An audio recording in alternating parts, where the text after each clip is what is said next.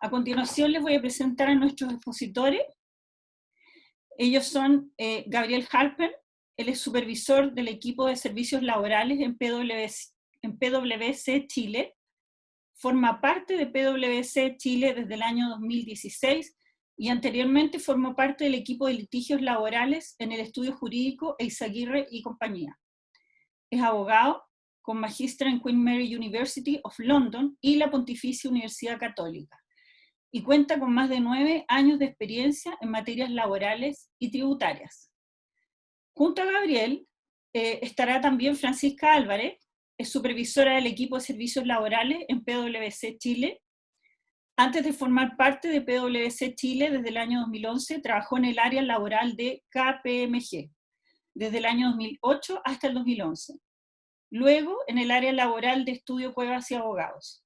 Es abogada con máster en Derecho Laboral por la Universidad Adolfo Ibáñez y más de 12 años de experiencia en consultoría laboral y tributaria. Gabriel y Francisca, adelante, pueden partir. No sé si pueden, ¿quién va a compartir la pantalla?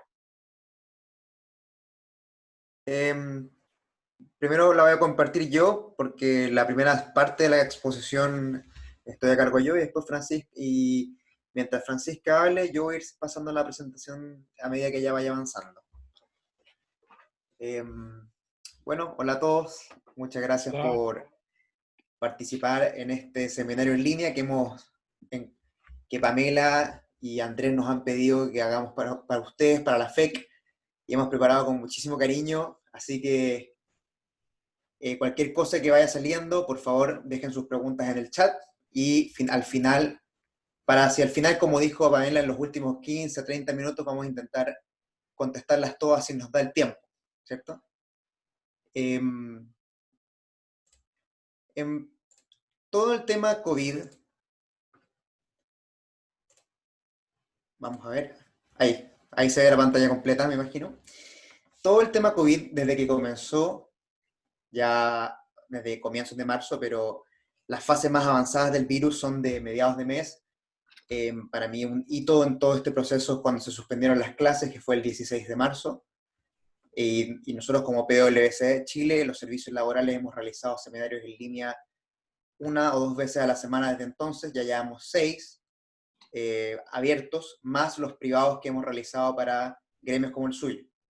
Y desde que comenzó toda esta vorágine, no solamente viral, sino que también legislativa, son muchas las normas que han atravesado el Congreso y muchas novedades que han surgido a diario. Hoy por hoy, si los tiempos ya estaban muy rápidos, hoy por hoy están más rápidos que nunca. Un día en el Congreso equivale a 2 semanas de lo que era el Congreso antes. O sea, acá la responsabilidad de estar actualizado es mucho más necesaria que siempre, diría yo, y mucho más complicada porque hay una sobreinformación también de lo que uno va viendo, que le llega al WhatsApp, que es lo que ve en Facebook, que es lo que ve en no sé dónde.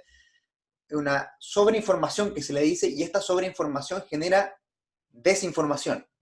Y es este el sentido que hemos tomado como equipo de servicios laborales de PwC, en el sentido de estar cercanos a la comunidad y de realizar actividades incluso con entidades privadas como la suya para acercar la información fidedigna y de una perspectiva técnica a los actores del mercado de relaciones laborales en este caso, porque también lo hemos hecho en colaboración con el equipo tributario de PwC o de seguridad de la información, ciberseguridad o de tecnología, dependiendo de lo que se vaya abordando en cada actividad. Así que eso, muchas gracias por estar aquí y vamos a comenzar con este seminario. Primero, vamos a hablar un poquito de la agenda que vamos a abarcar yo y Francisca. En primer lugar, no, eso no lo vamos a hacer en esta oportunidad. Vamos a hablar de la ley de teletrabajo, en primer lugar. Luego vamos a hablar de la ley de protección del empleo, que eso se va a hacer cargo Francisca. Y al finalizar, en la ley de protección del empleo, Francisca les va a hablar de la suspensión de contratos de trabajo y del pacto de reducción temporal de jornada de trabajo. Y luego vamos a la sección de preguntas. Bien. En primer lugar, y ahora ya entrando en materia dura, está la ley 21.220 sobre trabajo a distancia. La ley de trabajo a distancia, que es la conocida como teletrabajo, estableció varios cambios. Hasta el 1 de abril, que fue la fecha en que se publicó esta ley, la gente tenía un régimen de trabajo tradicional, por decirlo así, de que era una prestación de servicios ubicado en un lugar físico de la empresa, y si quisiera esa persona estar fuera de la empresa prestando sus servicios, tenía que acogerse al artículo 22, que es el artículo que exonera la obligación de cumplir con jornada de trabajo, dejando todo el resto de la regulación en el aire. Todo lo que es obligaciones, deberes, derechos, todo quedaba en una nebulosa que no estaba claro. Y esta ley entró a regular esto, y es una ley que, como dijo el subsecretario hoy, es algo que se venía empujando desde el primer gobierno del presidente Piñera, o sea, a principios del 2010, pero que se volvió a ingresar al 2018 con los nuevos requerimientos, y obviamente a raíz del coronavirus esto agarró una velocidad que no había tenido hasta ahora, y ya podemos hablar de que es una ley de la República. Entonces, en primer lugar, el teletrabajo está definido como un pacto, y al hablar de pacto se refiere a que tiene que haber un acuerdo de voluntades, es decir, que tiene que haber en concreto un anexo de contrato donde ambas partes de la relación laboral expresen su consentimiento, en el sentido de que los servicios del trabajador se van a prestar de forma remota y por lo tanto no presencial en la empresa. El teletrabajo se puede pactar al inicio de la relación laboral, o también se puede pactar mientras la relación laboral ya esté vigente. Y desde luego esto se puede pactar solamente cuando la naturaleza de las labores lo permitan. Una de las particularidades de esta ley es que las partes del contrato de trabajo, esto es el empleador y el empleado, pueden definir el lugar donde se va a prestar servicios por parte del trabajador. Y esto puede ser en el domicilio del trabajador, particularmente determinado, o pueden señalarse, por ejemplo, varios lugares donde se van a prestar servicios, o también se puede establecer que la prestación de servicios se va a prestar desde lugares a elección del trabajador de forma libre. Yo incluso he visto eso, que se señale libre, y la única obligación es informar al empleador con incluso 48 horas de anticipación. Podemos llegar a ese límite. Si se quiere un poquito más de control, como decía, se puede poner algún lugar en específico o más de uno. También tiene ciertas innovaciones sobre la jornada de trabajo. En primer lugar, según también ha aclarado el subsecretario, no hay ningún problema en que el teletrabajo se realice durante las mañanas y en las tardes presencial, o al revés, o incluso, como es la naturaleza, el espíritu de esta norma, que sea libre, que el trabajador pueda definir en qué momentos va a prestar su servicio de forma física, presencial, como algo como tradicional, como le podríamos decir, o en algún lugar que él o ella determine. Podría ser así de libre, incluso. Y todo esto, desde luego, tiene que estar regulado en el pacto. Algunos temas nuevos de esta regulación es que si se pacta respecto a un trabajador que ya que tiene antigüedad en la empresa, es decir, no es un ingreso nuevo, existe un derecho de retracto. ¿Cuál es el derecho de retracto? Es que cualquiera de las partes, tanto el empleador como el trabajador, pueden señalar que desean volver a la prestación de servicios de forma presencial. Y el único requisito para esto es que haya un preaviso de 30 días. Por otro lado, si el teletrabajo fue pactado al inicio de la relación laboral, es decir, en el contrato de trabajo, la única manera de retractarse es con un mutuo acuerdo de las partes. Esto es muy distinto a cuando es un trabajador que ya viene con contrato vigente, en el cual basta con su retractación unilateral para volver al trabajo presencial.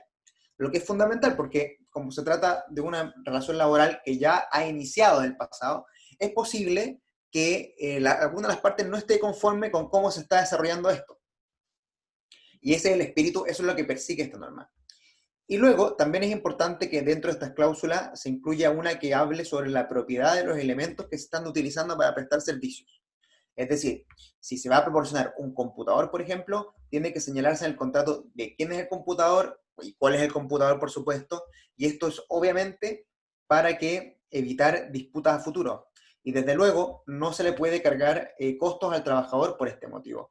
Por ejemplo, hemos recibido consultas sobre si sería legítimo cobrarle algo así como un leasing de computador al trabajador, es decir, cobrarle mensualmente un valor hasta que el trabajador lo adquiera. No, eso no sería legítimo. El empleador debe proporcionar las herramientas de trabajo, pero obviamente al culminar la relación laboral la puede rescatar para él. Otra novedad de este proyecto, de esta ley ya, la ley 21.220, es el derecho a la desconexión, porque es posible, cuando hablamos de teletrabajo, que el trabajador preste sus servicios en base al artículo 22, inciso segundo del Código del Trabajo. ¿Cuál es ese artículo?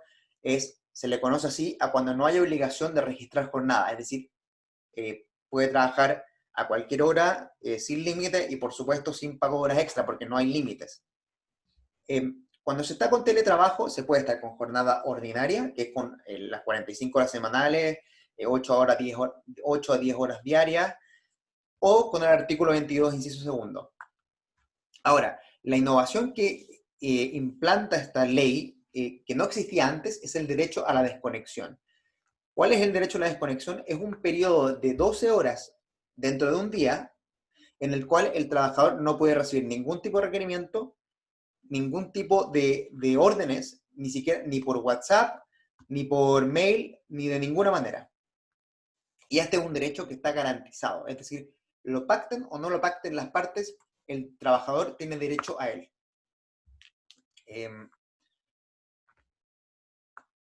Y claro, bueno, si se tratase de una jornada ordinaria en la que hay un horario delimitado legalmente de inicio y de término, con las partes obviamente pueden modelarlo según sus necesidades, pero hay descansos diarios, semanales y anuales regulados. Aquí la desconexión tiene un rol menos protagónico.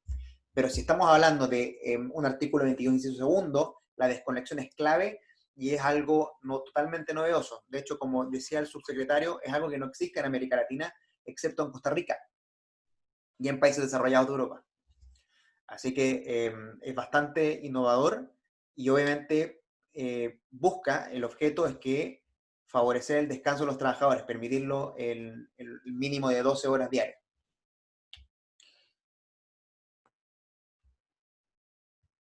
Perfecto. Y un segundito. Ya. Bien, y como la idea es abarcar bastantes temas, vamos a pasar a hacer una mención de lo que tiene que contener el anexo al contrato de trabajo, porque como mencionábamos en un comienzo, el teletrabajo tiene que estar pactado y eso se puede materializar a través de un anexo al contrato de trabajo o si se trata de un ingreso nuevo a la compañía, puede ser simplemente a través de el contrato de trabajo. Cualquiera de las dos, si va a pactar teletrabajo, tiene que tener unas menciones mínimas. En primer lugar, la definición. Definir de que estas partes en este acto, estoy parafraseando lo que debería decir, establecen que se van a prestar servicios de forma de teletrabajo o vía remota. Algo sobre la definición, perdón, que no mencioné antes, es que si el trabajador está prestando servicios en un lugar que habilitó el empleador para que se presten servicios, no constituye teletrabajo. Para que se entienda, por ejemplo, si el empleador tiene su faena o las oficinas, dependiendo de lo que haga, en una comuna en un barrio de Santiago Centro, pero para que los trabajadores, por cualquier motivo, tiene contratado con un cowork en otra comuna, y los trabajadores van a prestar servicios en ese cowork, este es un ejemplo, el prestar servicios desde ese cowork no constituiría teletrabajo. ¿Por qué? Porque es un lugar que puso a disposición el empleador.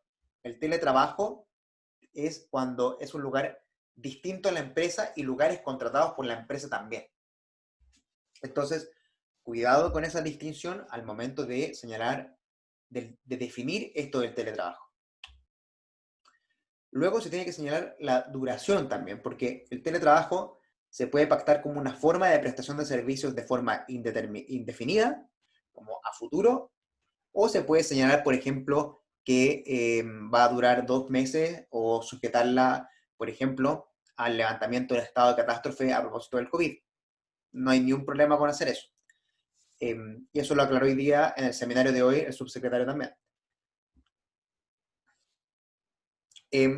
También se tiene que señalar la jornada de trabajo, ¿ya? Como mencionábamos antes, puede ser jornada ordinaria de 45 horas semanales o puede ser exento de la jornada por el artículo 22, inciso segundo.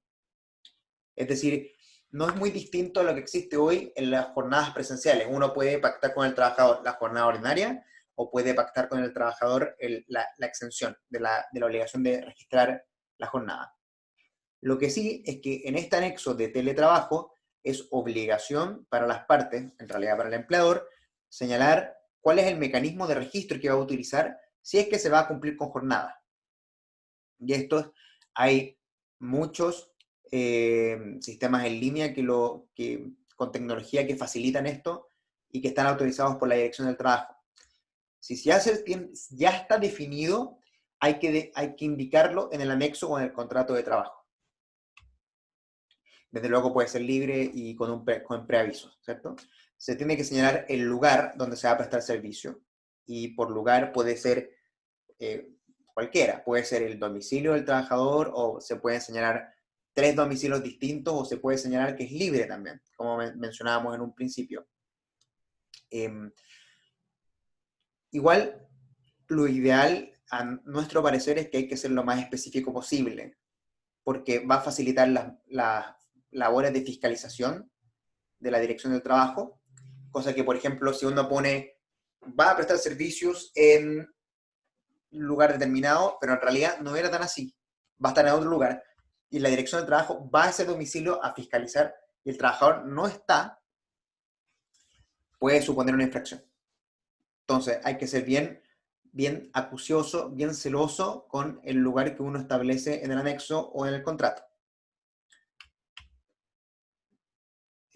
Sindicatos. Acá hay otro tema importante, que es que considerando que hay gente que va a iniciar su prestación de servicios con teletrabajo, es decir, que teóricamente esta gente quizás nunca tendría que aparecer en la empresa, que eso es algo de lo que hablaba el subsecretario en el Congreso, que es que pasa mucho que hay informáticos que trabajan desde la casa y que nunca regularizan su situación laboral al día de hoy porque boletean, siendo que efectivamente debería firmarse un contrato de trabajo. Entonces, bajo ese supuesto de gente que jamás va a entrar en contacto con la empresa, la ley establece la obligación para el empleador de informar al trabajador de todos los sindicatos que existan en la empresa, cosa de facilitar su afiliación, o no facilitar, de permitir su afiliación si es que él así lo determinare. Entonces la obligación con sindicatos es doble. Es, al momento de suscribir el anexo o de firmar el contrato de trabajo que contemple la prestación de servicios de forma remota por teletrabajo, debe informarse de los sindicatos que están vigentes. Y además, deberá notificarse a todos los trabajadores cuya prestación de servicios sea a través de teletrabajo, debe informárseles de la constitución de nuevos sindicatos. Nuevamente, esto es para tutelar el ejercicio de la actividad sindical al interior de las empresas. También hay una garantía de participar en los eventos y el acceso a las instalaciones de la empresa. ¿Esto en qué sentido? Considerando que hay gente que puede llegar al límite de que jamás tiene que tener la necesidad siquiera de dirigirse a la empresa, el empleador tiene que garantizar al trabajador su derecho de acceder, de entrar a las instalaciones de la empresa. Eso es lo que me refiero acá como acceso. Si él quiere ir a, no sé, imprimir algo, por ejemplo, tiene que poder entrar al edificio. Y luego se tiene que garantizar el derecho al trabajador de participar de los eventos de la empresa. Es decir, si se hace una fiesta de fin de año, por ejemplo, si se celebran cumpleaños, se tiene que garantizar el derecho del trabajador que presta sus servicios de forma remota de que participe en estos eventos. Y si esto va a significar que el trabajador deba incurrir en algún gasto para acceder a estos eventos, como por ejemplo transporte para llegar a la fiesta de fin de año, esto lo tiene que cubrir el empleador, porque no se le puede cargar estos costos al trabajador. Junto con todo lo que anterior, el anexo, o el contrato en su caso, debe informar al trabajador también de los riesgos y de las medidas de seguridad que debe adoptar a propósito del teletrabajo. Y en este respecto, obviamente, la idea no es incluir todo un brochure, todo un folleto con información en el contrato mismo, sino que sería conveniente que se señale en el nexo o en el contrato de que se ha informado al trabajador sobre las medidas y que además se va a anexar un derecho a saber. Es decir, vincular el cumplimiento, amarrar el cumplimiento de esta obligación a través de una declaración en el anexo o en el contrato y además señalar de que se va a entregar un derecho a saber. Y para este sentido se tiene que, además de como empresa, hacerse cargo de los anexos como corresponde, también se tiene que hacer cargo de redactar las medidas de seguridad y los riesgos para informarlos, porque de haber un accidente laboral de algún trabajador que esté prestando servicios de forma remota y se percata la autoridad de que no se dio cumplimiento a esta obligación, la empresa podría responder de los perjuicios. Entonces, ahí hay otro que como dirigente de empresa hay que tener ojo, tanto de tener cuidado con la redacción como también con la seguridad. El anexo también tiene que garantizar el derecho a la desconexión, que es lo que les comentaba antes, que si y esto es para todos, en teoría. Entonces, si tienen algún trabajador con el que ustedes colaboran directamente y necesitan pedirle algo, tienen que tener cuidado con no vulnerar este derecho a la desconexión, porque tiene dos temas este derecho a la desconexión. Primero, que es para todos. Y segundo, que es como es remoto, es muy fácil acreditar el incumplimiento, porque si envían un correo electrónico a deshora, y a deshora me refiero fuera dentro de este periodo de desconexión, es posible que haya una denuncia y una multa. Así que a tener cuidado, a definirlo bien y a tenerlo claro al momento de pedir algún requerimiento o despachar alguna orden. Y también, por supuesto, el anexo debe señalar la propiedad de los implementos, que es lo que mencionábamos antes, que es, si se va a entregar un computador hay que describir el computador, el número de serie y a quién le pertenece, desde luego, porque no se pueden cargar costos a los trabajadores a este propósito. Y cuando hablamos de costos al trabajador, también hablamos de, por ejemplo, lo que estoy seguro que me van a preguntar es qué pasa con la internet, qué pasa con la silla ergonómica, qué pasa con la lista de supermercado, qué pasa con la electricidad. Y hoy día conversando en el seminario de hoy, conversando con el subsecretario, se aclaró que los costos por implementación de teletrabajo, a lo que yo le he llamado la asignación de teletrabajo, que estamos pendientes que el servicio la cree, primero es de mutuo acuerdo. Y segundo, se puede pactar por día. Se puede pactar, es decir, y se puede establecer un monto diario por el cual se va a cubrir todo lo que tenga relación con teletrabajo. Así se va a poder definir entonces, la empresa va a definir cuánto va a financiar de Internet, que es lo que corresponda, y las cuotas que establezcan de mutuo acuerdo, y lo van a dividir a un monto diario. Y este monto diario va a cubrir todo lo que sea teletrabajo, todo lo que devenga del teletrabajo. Y no va a quedar abierto. No va a quedar como que, claro, que uno le tiene que pagar el plan de 20 megas de conexión para que después termine viendo Netflix en la casa. No, no va por ahí. Y desde luego, estamos pendientes de que el servicio nos dé algunas luces sobre esta asignación de teletrabajo, porque también va a tener impactos tributarios, por supuesto, porque si se define como una asignación finalmente, que es lo que yo creo que debería pasar, no va a estar afecto al pago de impuestos, porque es una asignación y no una remuneración. Bien. El teletrabajo sin perjuicio de que al día de hoy ya estén con teletrabajo o que el teletrabajo en su empresa haya sido implementado a raíz de los sucesos de octubre, por ejemplo, eh, sea lo que sea, si alguien está con teletrabajo ya, tienen un plazo de 3 meses para regularizar esta situación. Y el plazo de 3 meses se cuenta desde la publicación de la ley. Y la ley fue publicada el 1 de abril. Es decir, hay un plazo hasta finales de junio para regularizar la situación de teletrabajo al interior de su compañía. Y además, dentro de este mes, se va a dictar un reglamento de seguridad por parte del Ministerio. Y el Ceremi, perdón, y el subsecretario hoy ya señaló que el reglamento ya está avisado, es decir, debería ver la luz muy pronto. No sé si mañana, pero la próxima semana con seguridad, y va a ser publicado en el Diario Oficial. Entonces acá, ustedes como principales líderes dentro de sus organizaciones o empresas, Ya. lo que tienen que tener presente a este respecto es que tienen hasta finales de junio para regularizar esta situación, buscarle la solución, estudiarla e implementarla. Y esto lo pueden hacer, obviamente, sin dudas por sí mismo o buscar el apoyo experto, como sea. En este punto, hasta acá llega la exposición de la ley de teletrabajo. Sé que hay algunos temas que no hemos tocado, pero eso fue porque son muchas materias las que vamos a conversar hoy. Así que en este momento los dejo con Francisca, que va a exponer sobre la ley 21.227, que es la conocida como Ley de Protección del Empleo. Sí. Bueno, primero que todo, decirles buenas tardes.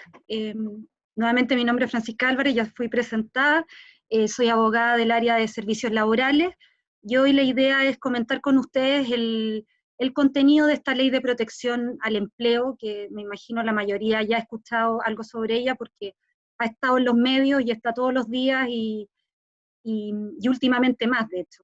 ¿Ya?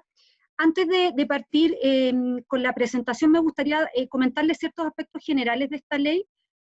Primero decirles que es una ley especial, ya que va a ser una ley que va a tener una duración definida de 6 meses, entró a regir el 6 de abril de este año y va a durar hasta el 6 de octubre, con algunas excepciones que vamos a ver después.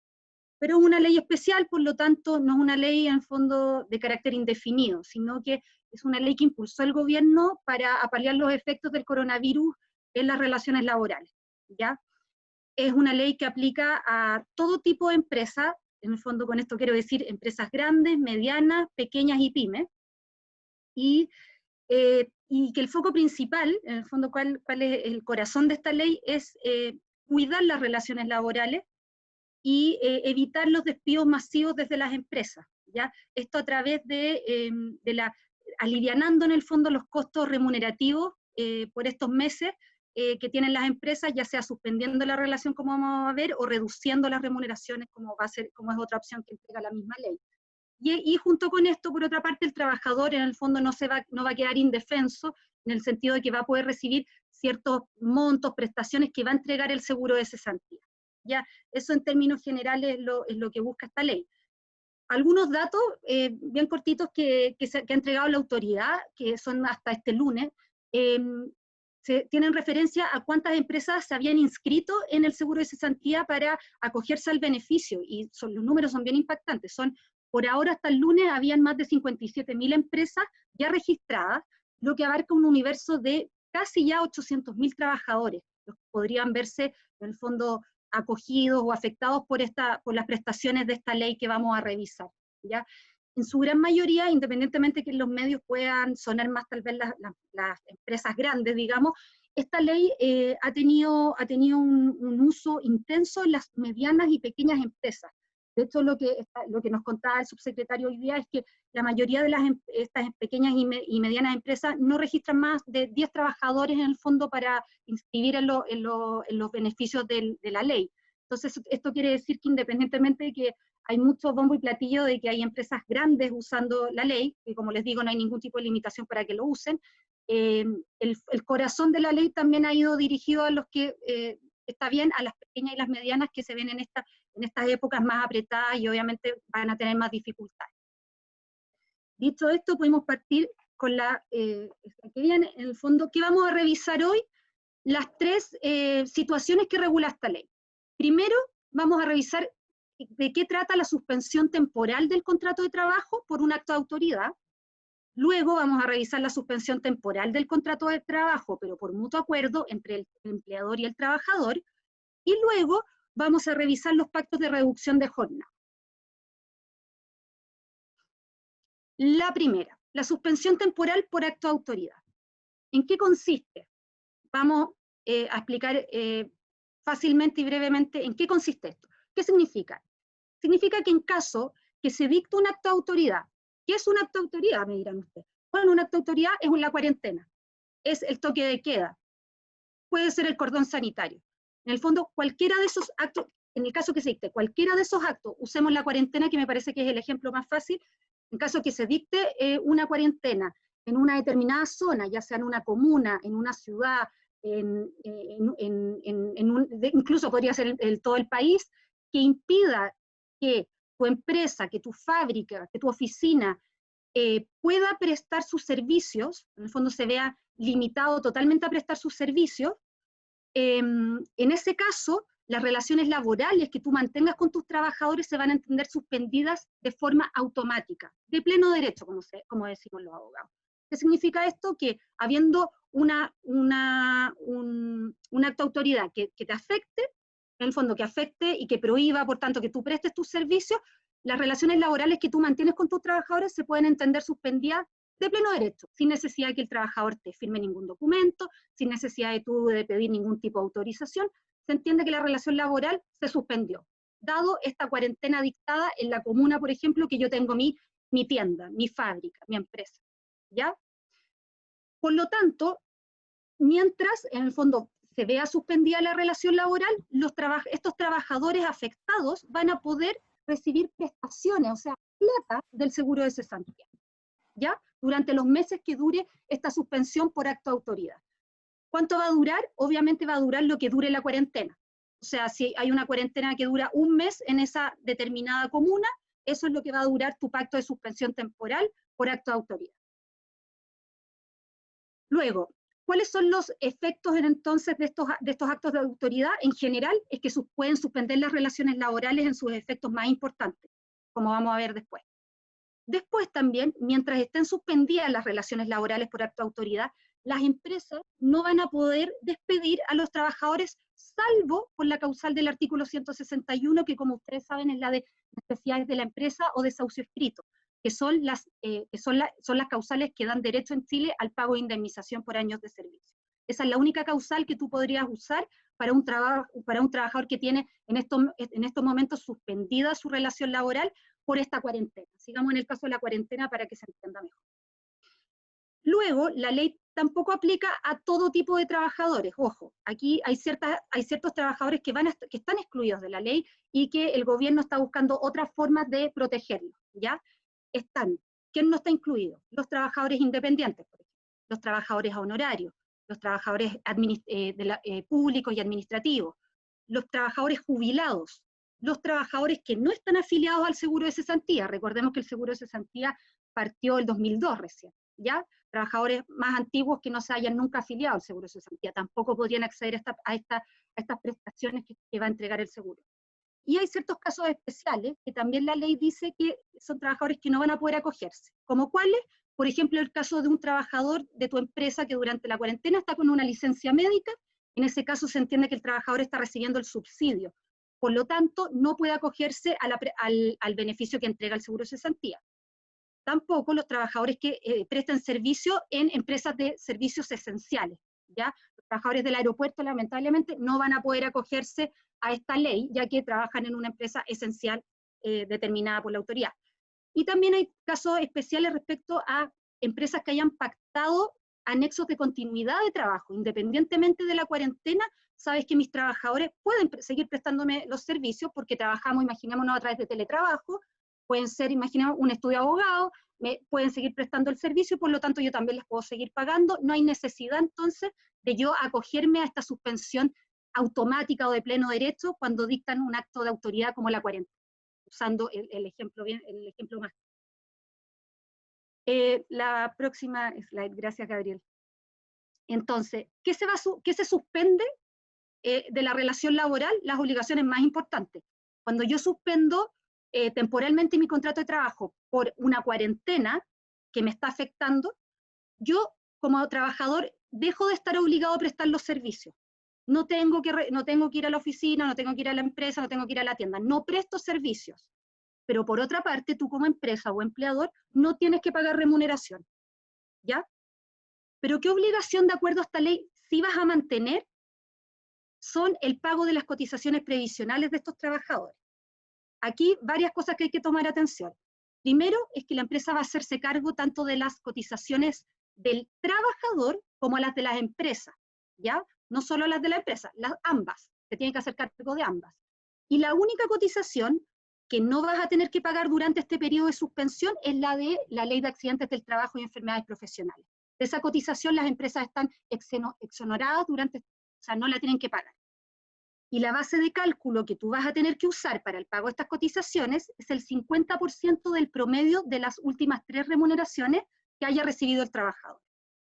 Ojo aquí con este 50% del promedio de las últimas 3 remuneraciones que yo les comento, porque hay una ley corta que ya se está discutiendo en el Congreso y que se espera que salga en los próximos días, que quiere elevar este 50% para que las empresas, la verdad, se hagan cargo del 100%.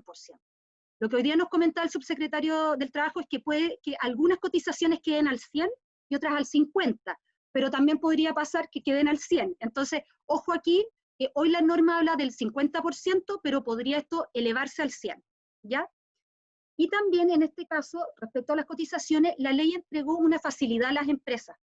¿Qué dice? En el fondo dice, una vez que termina la vigencia de esta ley de protección que estamos hablando, que va del 6 de abril al 6 de octubre de este año, después del 6 de octubre las empresas van a tener 12 meses para pagar en cuota las cotizaciones que no hubieran podido pagar en el periodo de suspensión, porque no había plata, digamos, porque estábamos muy apretados, no había plata.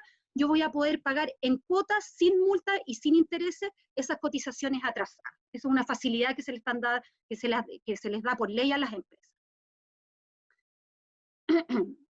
Ahora bien, yo como empresa afectada entonces por esta cuarentena que me impide prestar los servicios, voy a poder acoger entonces, voy a poder acoger a los trabajadores a este beneficio de pago del seguro de cesantía.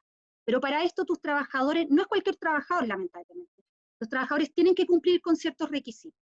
¿Cuáles son estos? Primero, tener un contrato de trabajo. Luego, cotizar en el seguro de cesantía. En el fondo, esta cotización que las empresas hacen mensualmente, en el que aporta tanto el trabajador como la empresa, esa es la cotización de que estamos hablando, esa cotización tiene que existir. Y posteriormente, yo como empresa o como empleador, tengo que analizar si los trabajadores que yo quiero acoger a este beneficio de suspensión cumplen con un número mínimo de cotizaciones previsionales registradas.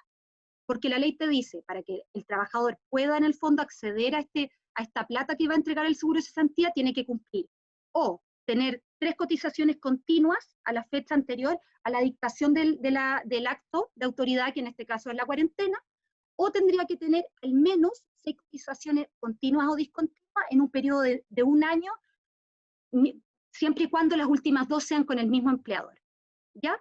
Teniendo en el fondo estos requisitos, yo como trabajador y como empresa estoy habilitado al uso de la ley y por tanto voy a poder tener la prestación que me va a entregar, este beneficio en plata que va a entregar el seguro de cesantía, ¿ya? El seguro de cesantía, ¿qué va a hacer?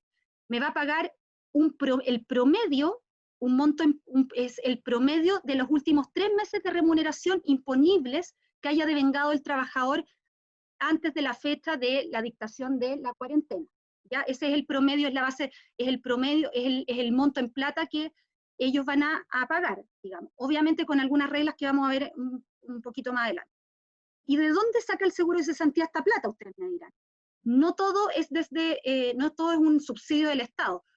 El primer origen de esta plata es la misma cuenta individual del trabajador. En el fondo, en el seguro de cesantía tenemos 2 cuentas. La cuenta individual, en el cual yo aporto como trabajador mensualmente un porcentaje, y mi empresa o mi empleadora también aporta mensualmente una parte también de la cotización que hace a esa cuenta. Los recursos primero se van a ir comiendo desde esta cuenta. Una vez que los recursos del trabajador se agoten, vamos a pasar a la cuenta del Fondo de Cesantía Solidario. Y en ese Fondo de Cesantía Solidario, ¿quién concurre? La empresa con su cotización mensual en un porcentaje y el Estado. Es el Estado quien hace aporte una vez al año y con eso en el fondo subsisten los aportes que se hacen a través de este fondo. ¿Ya? La periodicidad de este pago para el trabajador va a ser a través de mensualidades vencidas y el derecho del trabajador lo va a tener desde la declaración del acto, desde el acto de autoridad, desde la cuarentena. ¿Ya? Desde ese momento el trabajador va a tener derecho a que se considere que desde ese momento de la fecha del acto va a tener derecho al pago de esta prestación por parte del seguro. Y la próxima, por favor. Aquí yo les incluí las tablas que usa el seguro de cesantía para pagar la prestación, porque finalmente no es, obviamente aquí también hay que también transparentar eso, el trabajador no va a recibir el mismo sueldo que tenía anterior una vez que estaba contratado. Obviamente al momento de suspender y de acceder a esta cuenta individual, tanto individual como solidaria, la remuneración va a verse afectada. Y en el fondo el trabajador va a tener derecho a ciertos giros que van a tener un determinado número de giros a través de un porcentaje en lo cual van a poder ir sacando. El primer mes el trabajador va a poder sacar les van a pagar el 70% del promedio de sus últimas 3 remuneraciones. El segundo mes, el 55%, y así sucesivamente, hasta que, como les decía, hasta que llegue al sexto giro. Luego, la próxima tabla muestra los giros que, como les digo, en el caso el giro en el caso del fondo de cesantía, que hace la distinción entre el contrato indefinido y el contrato a plazo. ¿Ya? La diferencia en el fondo de cesantía solidario es que hay topes, hay valores superiores e inferiores. ¿Ya? El trabajador, independientemente de que tenga el mismo porcentaje, respecto a la remuneración, respecto al pago que le va a poder hacer el seguro de cesantía, tiene topes, tanto superiores como inferiores, que hay que respetar y que en el fondo va a ser lo máximo y lo mínimo que va a poder recibir. ¿Ya? Lo mismo que con la próxima, que es la del contrato a plazo, en el fondo están los 3 giros en el fondo máximos que van a poder sacar del fondo de cesantía con sus valores superiores e inferiores. ¿Ok? Eso, gracias. Ahora bien, ¿cuáles son las formalidades para que yo como empresa suspenda entonces los efectos del contrato por acto de autoridad, por esta cuarentena, por ejemplo? El peso de este trámite recae en la empresa. ¿Ya? Tú como empresa tienes que dirigirte a la página del seguro de cesantía, www.afc.cl. Todo se hace a través de medios online. ¿Ya? Tú no tienes que ir a ninguna oficina, no hay ningún trámite que se permita que se haga físicamente, digamos. La idea es que todo se haga a través de las plataformas que ha dispuesto la AFC, en el fondo la administradora de fondos del seguro de cesantía. Tú ahí como empresa te tienes que registrar, ¿ya? Te registras con ciertos datos básicos de la empresa, los nombres, los RUT, los representantes legales y cierta información bastante general. Luego, una vez registrada, tú tienes que subir en el Excel que tiene preparado también el seguro de cesantía, la FC, tienes que subir la nómina de trabajadores que van a estar afectos a esta medida, a este beneficio, ¿ya? Y en el fondo es un Excel bastante básico en el que tú incorporas los datos personales tanto del trabajador como sus datos bancarios en el fondo para que el seguro de cesantía deposite directamente en la cuenta del trabajador los fondos que hemos hablado, ¿ya? Y además la empresa va a tener que firmar una declaración jurada digital, digamos, señalando que los trabajadores que ustedes están incorporando estas nóminas cumplen con los requisitos y no están exceptuados por alguna razón de las prestaciones que entrega esta ley.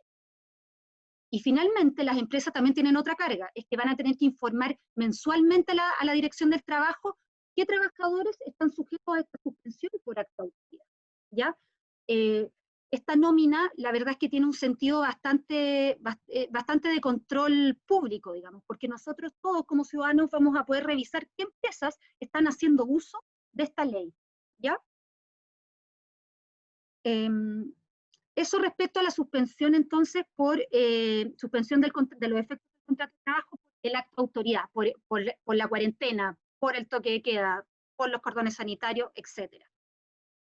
También la ley da una segunda opción y establece que en caso de que tu empresa, por alguna razón, sabes que yo no estoy en la comuna, que no estoy en las comunas en que se dictó la cuarentena, pero de todas formas estoy en un problema, tengo una afectación en mi negocio, no puedo continuar, en el fondo, no puedo continuar con mi negocio normalmente por el coronavirus, digamos, da la posibilidad que ese empleador, que esa empresa, de todas formas pacte con su trabajador una suspensión del contrato. ¿Cuál es la diferencia con lo que habíamos hablado? Es que en este caso, la suspensión, tú vas a necesitar firmar un anexo y obviamente al estar firmado tiene que estar tanto el trabajador como la empresa. Quiere decir que yo tengo que tener el consentimiento del trabajador.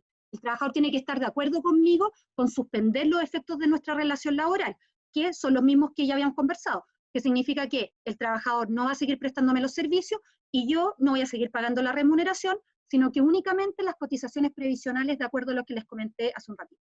¿Ya? Esa es la única diferencia, digamos. Luego, en caso de que haya un sindicato en tu empresa, tú como empleador vas a tener que ponerlo en conocimiento de que vas a usar esta figura. ¿Ya? Lo que establece la ley no es que tú necesites un ok del sindicato, ni que te firmen un consentimiento, ni de que te den su aprobación. Simplemente los tienes que poner en contexto, en noticia de que tú vas a hacer uso de esta suspensión temporal por mutuo acuerdo con determinados trabajos. ¿Ya? Se puede usar obviamente esta figura de la suspensión temporal de mutuo acuerdo siempre y cuando no haya un acto de autoridad, porque finalmente no hay una cuarentena decretada, por ejemplo, en la comuna donde está tu tienda, porque en ese caso la ley entenderá que tú vas a hacer uso de la suspensión de pleno derecho, no tendría sentido, ¿ya? Luego, ¿cuánto puede durar esta suspensión por mutuo acuerdo? No más de 6 meses, que es la vigencia total de la ley, ¿ya? ¿Y cuándo entra a regir este efecto, los efectos de este pacto, si yo firmo finalmente un anexo con este trabajador? Entra a regir o al día siguiente que lo firmaste o el primer día del mes siguiente al mes. O sea, si yo firmé hoy día, puede entrar a regir hasta el 1 de mayo, puede partir en el fondo los efectos de ese anexo. Entonces, respecto a la suspensión de mutuo acuerdo, como les digo, tiene los mismos efectos que ya comentamos, produce es la misma tramitación ante la AFC, ante el seguro de cesantía. La única diferencia es que tú cuando subas la nómina vas a tener que indicar que la suspensión es de mutuo acuerdo y no es por acto de autoridad. Pero finalmente los efectos, la prestación, los requisitos que necesita el trabajador son exactamente lo mismo. La única diferencia aquí es que hay un pacto, hay un anexo que tú tienes que firmar con tu trabajador. Y que eso, también les comento, no es necesario ni siquiera subirlo a la página de la AFC, no es que te van a pedir, adjúnteme a la plataforma el anexo, pero de todas formas hay que firmarlo para efectos en caso que te llegara a fiscalizar la dirección del trabajo. ¿Ya? Eso respecto a la suspensión temporal. Y luego, la tercera opción que da esta ley es un pacto que reduzca tu jornada de trabajo. ¿Ya? Entonces aquí no estamos suspendiendo, estamos reduciendo la jornada que tú tienes hoy con tus trabajadores. Entonces, empleador y trabajador puede, ya sea individualmente o, ojo aquí, a través de la organización sindical, en caso que sea tu caso, en caso que la empresa cuente con un sindicato y el sindicato se acoja, digamos, también, respecto al pacto, acordar una reducción de la jornada que no puede ir más allá del 50%. Tú no puedes, en el fondo, reducir más allá del 50% de la jornada que tienes pactada con este trabajador. Y el trabajador en esta figura va a tener derecho, por tanto, a seguir recibiendo una remuneración de acuerdo a la jornada reducida que hayas pactado, 50%, 40%, 25%, 15%, lo que sea, y además va a tener derecho a recibir un complemento, que se llama, un complemento a esta remuneración, que también va a venir del seguro de cesantía. De ahí también vamos a sacar los fondos para pagar este complemento, ¿ya? Ojo aquí, que a diferencia de la suspensión, las empresas tienen que cumplir con ciertos requisitos. No es cualquier empresa, lamentablemente, ¿ya? Aquí la ley ha dado, en el fondo se ha puesto en 4 supuestos. Tú tienes que estar como empleador o empresa, al menos en uno. Puede ser porque eres contribuyente de IVA y a contar del año 2019 tuviste una rebaja del 20% en tus ventas netas, en un periodo de 3 meses desde octubre del 2019 a la fecha, comparado con el año anterior, con el 2018, por ejemplo.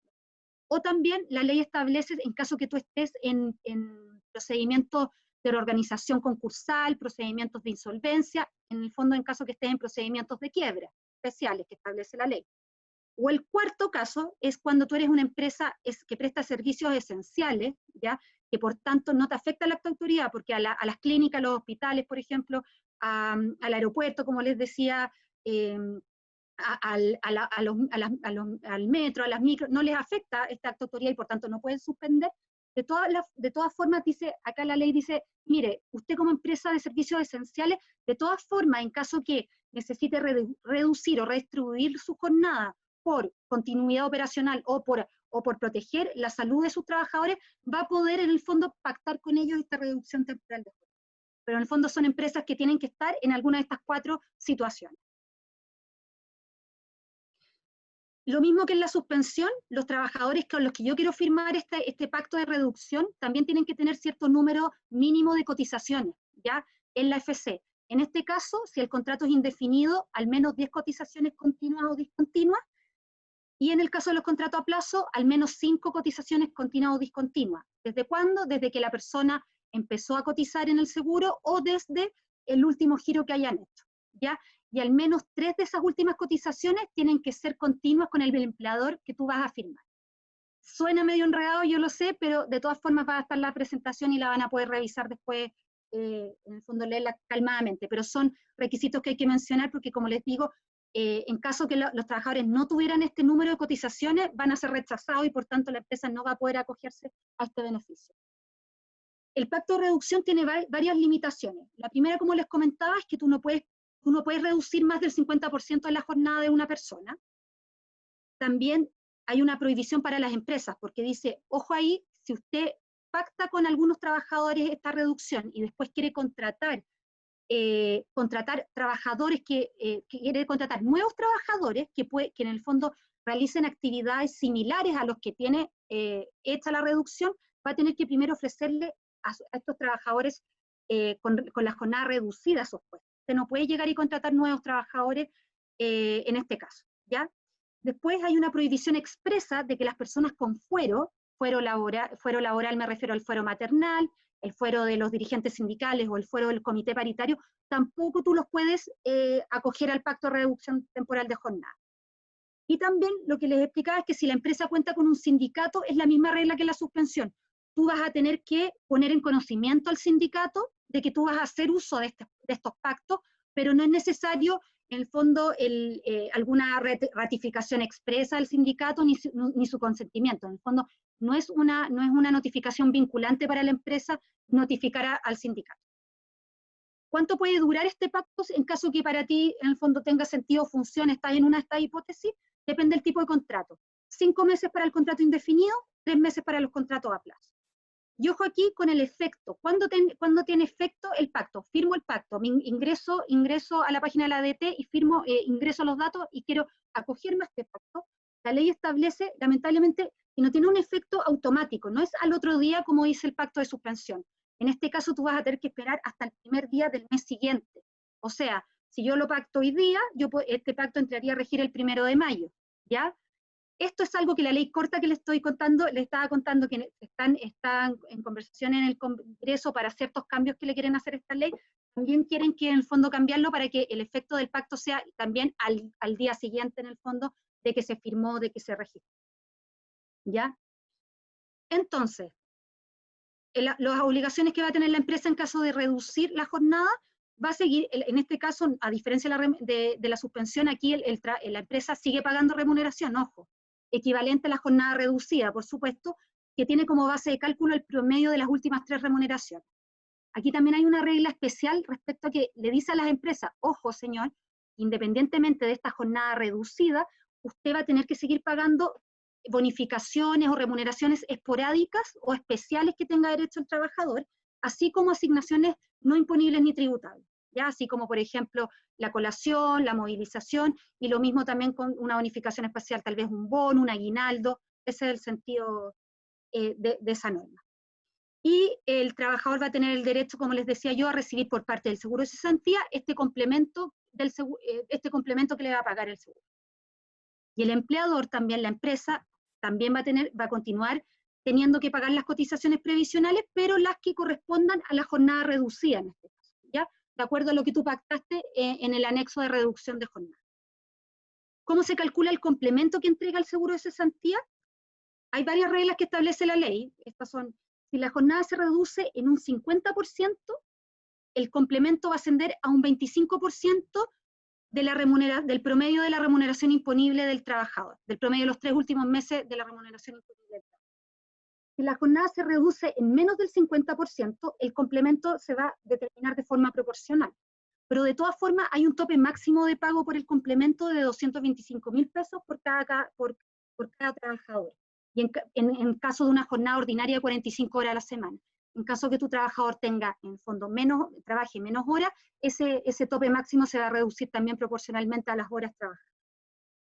Y las formalidades aquí, a diferencia de la suspensión que yo les decía, que hay que hacerlo todo en la página www.fc.cl, la página del seguro de cesantía, en este caso la ley es clara y establece que todo el registro de trabajadores que vamos a tener bajo el pacto de reducción se hace a través de la página de la Dirección del Trabajo. Ojo aquí que hasta hoy día no había ninguna plataforma para que las empresas se registraran con estos pactos, sino que de acuerdo a lo que salió ya en los medios, va a estar desde mañana viernes en el fondo disponible para que las empresas puedan en el fondo acogerse. Ojo también que en este caso también va a haber una declaración, también la empresa va a tener que firmar una declaración jurada digital estableciendo que obviamente los trabajadores, digamos, cumplen con la empresa cumple con los supuestos que vimos, en el fondo ser un contribuyente que tenga menos ventas, estar en algún procedimiento concursal, o ser alguna empresa de servicios esenciales, y que los trabajadores cumplen con los requisitos. ¿Ya? Y luego va a ser la ADT finalmente la que va a poner en conocimiento al seguro de cesantía de quiénes son estas personas del pacto, y así el seguro de cesantía va a pagar.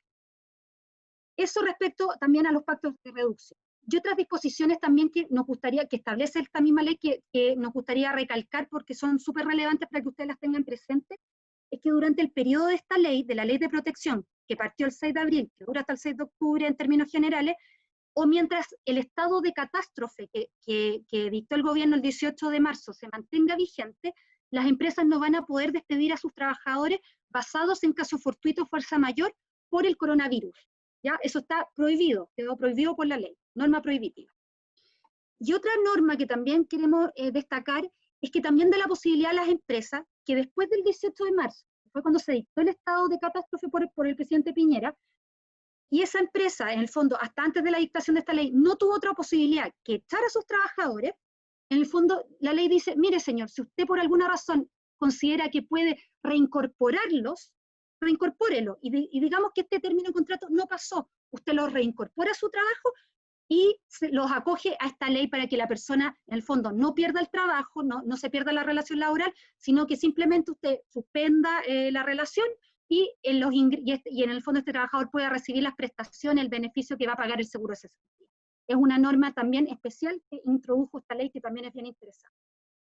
Otra cosa que también destacar, que de hecho ha estado bien en la palestra en estos últimos días con la ministra del Trabajo, el subsecretario, son las sanciones asociadas que tiene el mal uso, el uso fraudulento de esta ley.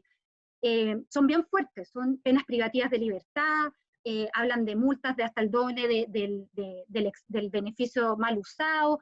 También incluso está la norma de que las empresas que hagan un mal uso de esta ley van a verse impedidas de celebrar actos o contratos con el Estado por 2 años.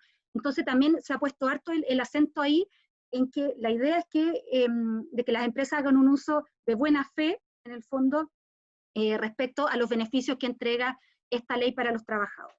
¿Ya? Y en el fondo, para terminar también, simplemente recordarles algo que ya he venido diciendo, cuál es la vigencia que va a tener esta ley de protección. Partió el 6 de abril. Para las disposiciones que hablan sobre la suspensión va a durar 6 meses, hasta el 6 de octubre. Y para todo lo que tenga relación con los pactos de reducción de jornada, ahí la vigencia de la ley se extiende un poquitito más hasta el 10º mes desde su vigencia, perdón lo enredado, pero digamos que va a ser hasta el 28 de febrero del 2020. Así que eso respecto a la vigencia de la ley. Y con esto yo termino la revisión de la ley de protección. Muchas gracias. Bueno, antes de ingresar a la sección de preguntas, nos quedan 5 minutos, así que voy a repasar muy brevemente, de forma resumida, lo que trata el nuevo proyecto de ley, que este sí está en el Congreso, es decir, está en discusión todavía, que se trata de la suspensión de las negociaciones colectivas. ¿Ya?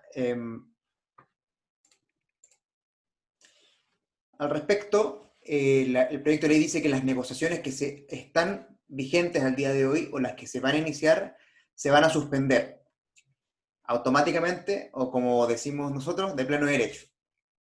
¿Ya? Y esto va a suspender hasta que termine el estado de excepción y todas sus prórrogas.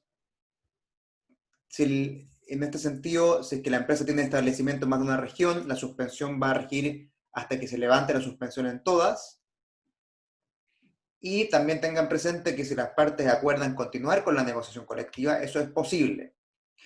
Ahora, como estamos hablando de que se suspende la negociación colectiva, también, junto con ello, la ley dice, o el proyecto de ley dice que se va a prorrogar el efecto de los instrumentos colectivos. Entonces, por el mismo periodo que se va a suspender la negociación colectiva, se va a prorrogar la vigencia del instrumento colectivo. ¿Ya? Y no solamente ello, si es que si el instrumento vencía luego del estado de catástrofe, esto igual se va a prorrogar hasta 60 días corridos luego de levantado el estado de catástrofe. Y además, si es que no hay un instrumento colectivo, no se podrá iniciar ninguna negociación colectiva hasta 60 días corridos luego de levantado el estado de catástrofe, de excepción de catástrofe. Junto con esto, como en honor al tiempo, también señalarles que las elecciones de las dirigentes sindicales y de los delegados sindicales también se van a suspender. Y en este mismo sentido, como se suspende la elección, su mandato también se prorroga hasta esta elección, porque si no, habría un vacío legal, ¿no? Porque la ley dice que dura hasta cierto día, y si ese día se atrasa, va a tener un periodo de tiempo en que no tendría mandato legal para representar a nadie. Pero este vacío también lo cubre este proyecto de ley, con la prórroga, ¿cierto? Esta ley también habla de que los plazos de prescripción que están en el Código del Trabajo se extienden suspendidos todos, hasta que se levante el estado de catástrofe. Además, también permite que la Dirección del Trabajo realice trámites por medios electrónicos. Y además, tal como ha sido la tónica de todas la mayoría de las normas que se han promulgado y publicado desde que inició todo el estado de catástrofe, esto también va a producir efectos de forma retroactiva, es decir, desde que se inició el estado de catástrofe, se estableció el estado de catástrofe el 18 de marzo. Entonces, para resumir un poquito, las negociaciones colectivas que están vigentes al día de hoy o las que se van a iniciar prontamente, están todas suspendidas, ni una va a tener lugar. ¿Ya? ¿Esto hasta cuándo? Hasta que se levante el estado de catástrofe que está hasta el día de hoy, que rige producto de la pandemia. Y además, si no hay un instrumento colectivo vigente, no se va a poder iniciar ninguna negociación hasta 60 días luego de que se levante el estado de catástrofe. Eso a modo de resumen. Entonces, si tienen negociaciones colectivas, al día de hoy, como esto sigue siendo un proyecto de ley, tenemos que interpretar que estas siguen produciendo efectos. ¿Ya? Tienen que seguir negociando, a menos que esta ley, al menos hasta que esta ley sea publicada. ¿Ya? Y siempre y cuando sea publicada, de todas maneras, las partes igual pueden pactar que se continúe con la negociación colectiva, o que se inicie. Eso no hay problema. Eso ha sido una exposición de todas las normas jurídicas, las principales normas jurídicas, las principales leyes y proyectos de ley que se han tramitado a propósito del COVID-19. Conversamos de la ley de teletrabajo, la ley de protección del empleo y el proyecto de ley de negociaciones colectivas. sin duda que esto es una noticia en desarrollo constante y que todos los días pasa algo nuevo, o que sale algo en las noticias, o que ocurren cosas. Entonces, eso es lo que nosotros podemos ofrecer, la garantía de nosotros como equipo de servicios laborales de estar absolutamente al día y no solamente de leer los instrumentos legales y la prensa, sino que tenemos la oportunidad de conversar con cientos de empresas al diario. Entonces, en realidad, también estamos disponibles con toda la experiencia acumulada y comparada que podemos aportar. Así que creo que estamos justo en la hora, así que con nuestra puntualidad inglesa, vamos a pasar a, no sé si el Sí. señor moderador o moderadora. Sí, yo. Muchas gracias, Gabriel y Francisca. La verdad es que es súper interesante, muy clarificadora la presentación. Y bueno, hay muchas preguntas. Tenemos hartas preguntas, así que eso refleja lo interesante que ha estado todo esto. Y para esto le voy a pedir a Juan Carlos Hayes, director ejecutivo de Hayes & Corp y director de FEC, que nos acompañe como moderador en este espacio. Juan Carlos, ¿estás por ahí? Sí. Hola, ¿me escuchan ahí? Sí, perfecto. Sí. Hola, Juan Carlos. Sí. Hola. Agradecerle a Francisca y Gabriel, muy, muy claro y además muy generoso, porque no solo hicieron la presentación, sino que fueron aclarando dudas que hemos tenido todas estas últimas semanas. Ojalá el tema laboral siempre esté a este nivel de importancia en los directorios, digo yo. Yo siempre reclamo un poquito de que cuando hay crisis se ve el tema laboral, y yo creo que es un buen llamado para que siempre los directorios tengan este tema arriba de la mesa en sus sesiones mensuales, en realidad. Hay un montón de preguntas, como decía la Pamela, más de 30 preguntas alcancé a registrar, pero no se las vamos a hacer las 30, traté de juntar conceptos que sean similares. ¿Qué prefiere, que le haga varias preguntas a la vez o que vayamos de a una resolviendo? Vamos de a una, de a una. Vamos de a una. Vamos de a una, listo. Hay una que se repite, que es que si bien está claro que la movilización no corresponde ser pagada cuando la gente está en teletrabajo, no está claro si la colación también debe ser pagada. Ya. La movilización yo no sería tan tajante de que no debe ser pagada. Y voy a explicar por qué. Si bien la naturaleza de esta asignación es reembolsar los gastos en que incurre el trabajador para transportarse a su lugar de trabajo, cosa que no ocurre cuando hay teletrabajo porque estaría en su hogar, es decir, no aplicaría, hay que ser muy, muy cuidadoso con esto, porque en los contratos de trabajo o en los reglamentos internos muchas veces esto está pactado por día efectivamente trabajado. Y si está pactado por día efectivamente trabajado, el presupuesto para pagar esta asignación se cumpliría igual, por más que su naturaleza no se cumpla. Entonces, yo no sería tan tajante en concluir y decir la movilización no la paguen. No, no me parece. Sí me parece que los presupuestos, la naturaleza de la movilización no se justifica, pero eso es un tema aparte. El tema de la colación, si vamos a la naturaleza de la colación, ¿qué es la asignación de colación? Es el reembolso por los gastos que incurre el trabajador mientras presta servicios. Esa es la colación. Entonces, primero hay que revisar el contrato de trabajo y el reglamento interno para ver si dice si esto se paga por día efectivamente trabajado. Si es así, no hay discusión. Si eso no es así, y hay que atender a la naturaleza de la prestación, como se trata de reembolsar estos gastos, el presupuesto, de hecho, las razones por las cuales se paga esta asignación se cumplen. Entonces, si alguien tiene que alimentarse durante su jornada, y eso ha sido reembolsado siempre, esa necesidad no ha cambiado. Entonces, la movilización, para responder derechamente a la pregunta, habría que analizar si se puede continuar pagando o no, si se debe continuar pagando o no, pero la colación pareciera que hay que continuar. Y aún así, porque me han preguntado, Juan Carlos, porque hay veces que hay empresas que entregan tickets restaurante. El ticket restaurante, al ser un bien avaluable en dinero, porque tiene un precio, el trabajador igual lo tiene incorporado. Entonces, por más que cambie la modalidad como se entrega esta asignación, que antes era a través de un vale, hoy tiene que ser en dinero, porque el beneficio es ese. Ya, muy claro, muchas gracias. Interesante lo de la movilización, porque algunos lo daban por descontado, porque la ministra lo dijo en una de sus alocuciones. Ujú. Tres que son cortas. Si acaso los cierres de los malls son un acto de autoridad, esa sería una. La segunda sería que cuando se consideran las tres últimas remuneraciones para el caso del uso del seguro de cesantía, estamos hablando de diciembre de 2019, enero y febrero de 2020. Y la tercera es si la gratificación legal se debe seguir pagando. Ya, a ver, la primera era respecto a los cierres de los malls. Sí. No, no Bien. no es un acto de autoridad el cierre del mall. De hecho, incluso Ya. ahora son cierres voluntarios que están haciendo, los malls podrían abrir incluso. Lo que pasa es que por temas de las asociaciones y los malls no se han puesto de acuerdo aún, pero no es un acto de autoridad. Ojo que el tema del acto de autoridad además requiere una resolución.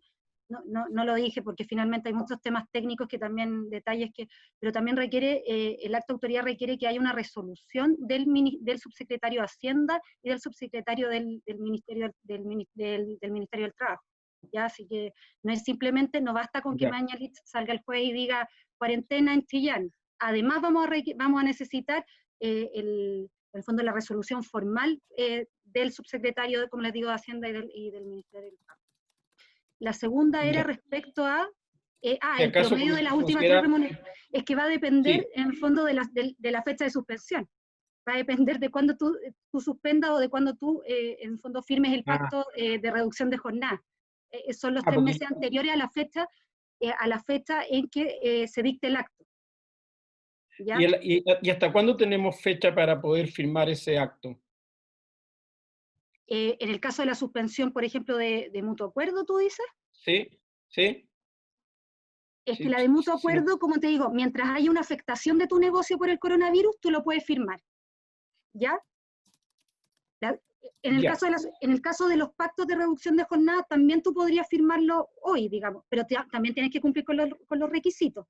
Y en el caso de la suspensión por pleno, en el fondo automática o de pleno derecho, por acto de autoridad, ahí es cuando tú necesitas que la autoridad haya emitido, en el fondo, hay un acto de autoridad y que se haya emitido la resolución por parte del Ministerio, por el subsecretario de Hacienda.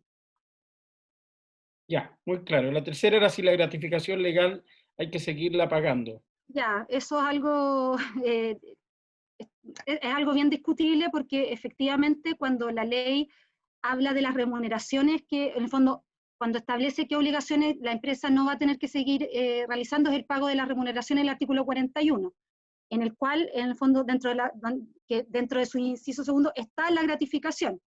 ¿Cuál es el problema? Que la naturaleza jurídica de la gratificación no es remuneración.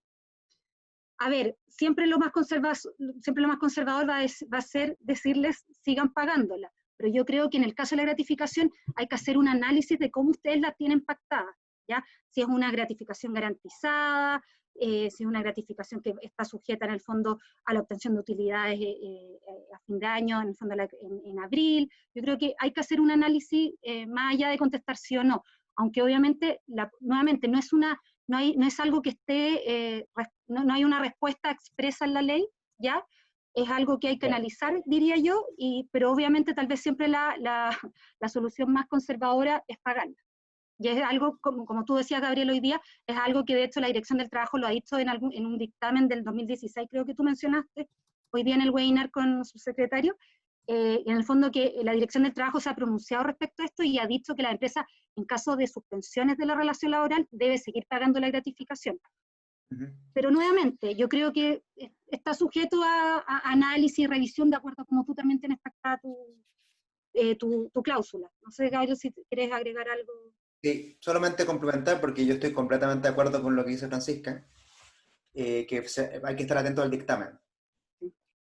Que falta que se dicte el dictamen, que se dicte el dictamen de la dirección, y eso debería salir.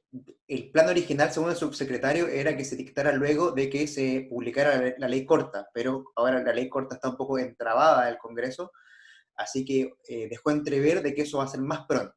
Entonces yo esperaría que la próxima semana ya estaríamos con un dictamen que ojalá aclare este punto. Exacto. En realidad estamos en aguas pantanosas. Sí, pues bueno, pero es por la celeridad de las cosas, está todo ocurriendo rápido. Como dijiste tú antes, un día hoy día era como 20 días antes en el Congreso. Oye, tengo dos preguntas más, si hubiera alguna otra, Pamela, tú me dices. Una es, ¿qué pasa con aquellos empleadores que les gustaría seguir pagando el 100% de la remuneración del trabajador y se han acogido a usar el seguro de cesantía? Por lo tanto, su trabajador va a recibir un 70 y en 5 meses más un 35. ¿Qué pasa si yo quiero igual complementarle la diferencia? ¿La ley me permite que yo le pague al trabajador la diferencia? Claro, es algo que también conversamos hoy día con el subsecretario. Otro La vacío. verdad es que, claro, la verdad es que la ley no dice nada respecto a eso. Obviamente que él nos comentaba, en el fondo, que el espíritu de la ley, o sea, en ningún caso el espíritu de la ley va a ser que las empresas, en caso de que puedan complementar la remuneración, no lo hagan, digamos. ¿Ya? El problema es ver bajo qué naturaleza jurídica yo entrego esta ayuda. Al final es una ayuda, porque remuneración no va a ser, que el trabajador no te va a estar prestando los servicios. ¿Ya? ¿Pero Entonces, podría ser un gasto rechazado entonces? ojo, no tan así, porque finalmente hay una norma que establece que los gastos relacionados con COVID-19 son gastos aceptados para las empresas durante este periodo. Entonces, no es tan así. Pero como les digo, en todo caso, el subsecretario se mostró muy a favor de estas ayudas que pueden dar las empresas. En el fondo, él lo que nos dijo es que es algo que ellos preguntaron a la Dirección del Trabajo y es muy probable que en este dictamen que les comentaba Gabriel vayan a pronunciarse respecto a estas ayudas, porque es algo que nos han preguntado varias de las empresas. ¿Cómo puedo complementar? ¿Cómo puedo ayudar para, en el fondo, para que los trabajadores reciban el 100%, en el fondo, sin estos porcentajes? En el fondo, hoy día el subsecretario dijo, ojalá que las empresas lo hagan, porque es el sentido de la norma, es el sentido de esta ley, feliz las ayudas, digamos, pero como les digo, la ley hoy no se pronuncia respecto a esto y hay que tener ojo también con la mirada tributaria que le vamos a dar, ¿ya? Porque no es remuneración, desde ya. Ese es el espíritu, ya. Solo complementar un poquito, Juan Carlos, porque nuevamente estoy totalmente de acuerdo con lo que Francisca, pero Están alineados.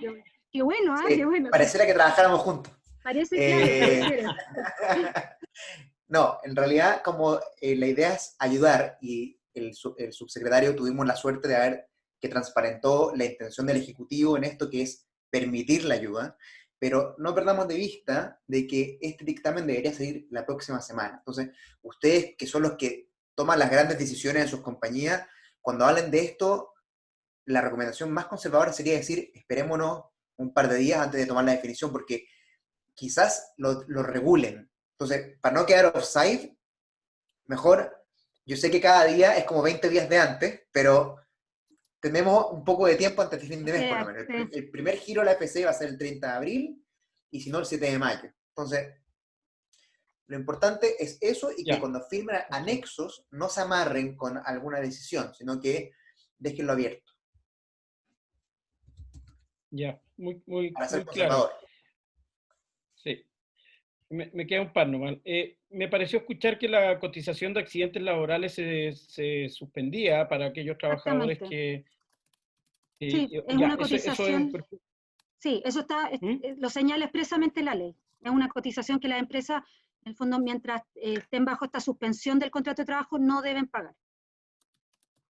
O sea, estamos diciendo que la H y la Mutual y el IST van a tener 800.000 trabajadores con menos cotización, ¿eso? No van a recibir, no, en el fondo no van a, sí, efectivamente, es lo que señala la ley, no hay que pagarlo durante este periodo. ¡Wow! No van a estar ojo, que no van a estar prestando los servicios, entonces no van a haber accidentes del trabajo ni enfermedades, o sea, al menos por estos meses.